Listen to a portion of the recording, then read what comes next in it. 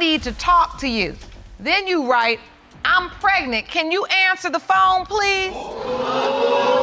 Now, when you have doubts, Your Honor? So then I decided to go and do something different. And wait, what did you do? You have to be specific in court. I had went and cheated on him with a guy I had actually known for a little while. That's funny, because that ain't what you would told me. Okay, so you slept with somebody. Right, but how many times though? Like she told me it was once. One time in April. But how can I believe we were not you together. when So I'm at the saying end of the day, you I'm tell a me that grown you woman. I did can it? do whatever I want with So my how are you body. 100% sure? Even though they took off their clothes and were together in a room, Mr. Codger insists he didn't have sex with Ms. Ellis. I have to ask you, you're here in paternity court. Why do you oppose the test? Because we didn't have sex. We did not have sex. So he says. Okay. Oh, we did. Both parties keep repeating their earlier statements with nothing new to add. Well, the only reason I asked is because the only thing we did was just tussle around in the bed. Like I said, I never had sex. Had you been intimate with anybody else during the time you were with Mr. Koger? Yes, a week or so prior to us messing around, yes. So a week or so prior to you and Mr. Koger having the sex that you may not have had, you were intimate with someone else? Yes. Without protection? Yes. In the end, the DNA test result shows that In the case of Ellis v. Koger, pertaining to 3-year-old Zamarian Johnson, Mr. Koger, you are Zamarian's father.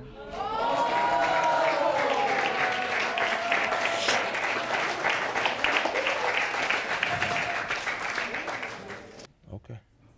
Is your memory coming back now? Not at all. Not at all, Your Honor. Not at all. this case starts with a family drama involving a meddling Pendleton, as Ms. Cotton puts it, and the mama's boy, Mr. Pendleton, that keeps denying the child. First of all, I just want to say his mother needs to mind her business. Like, at the end of the day, Darren is a grown man, and I understand he's a mama's boy or however she treats him, because that's your child. That's fine and dandy. But he's a grown man now, and he needs to stand up and take care of his responsibilities. Mr. Pendleton gives his testimonies, which Ms. Cotton reacts to and makes some confessions. Well, hold on. Well, So she called me one day, would pop up. wanted me to do something. I was like, I can't do it. She said, well, I'm glad the baby not yours anyway. And this is in text messages on Messenger and Facebook. Like, shit, my mom up told her the same thing. The baby not yours. I don't want nothing from y'all. Leave me alone. And then 2 weeks later or a couple of days, she'll hit me back like, oh, the baby yours. But ultimately, the paternity test result reveals. in the case of Cotton versus Pendleton, when it comes to 5-month-old Love Cotton, it has been determined by this court. Mr. Pendleton, you are the father.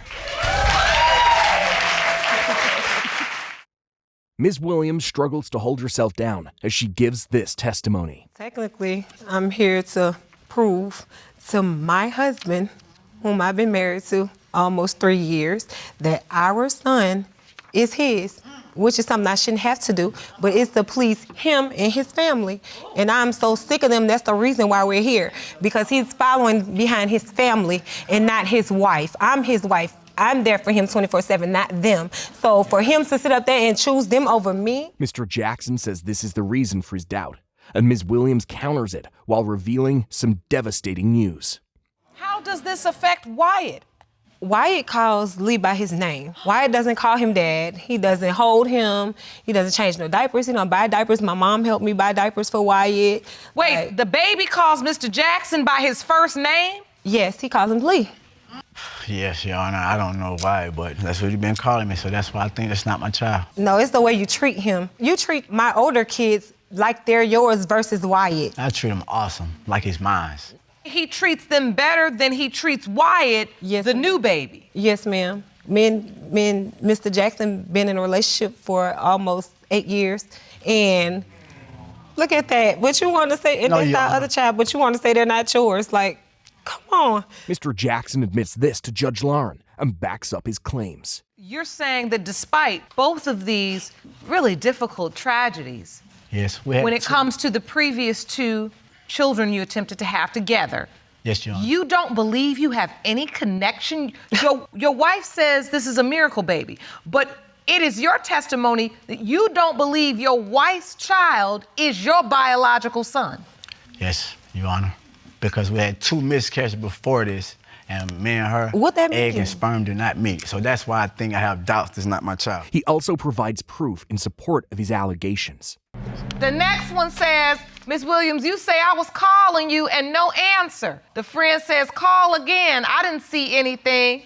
And then you say, you playing games and I need to talk to you. Then you write, I'm pregnant. Can you answer the phone, please?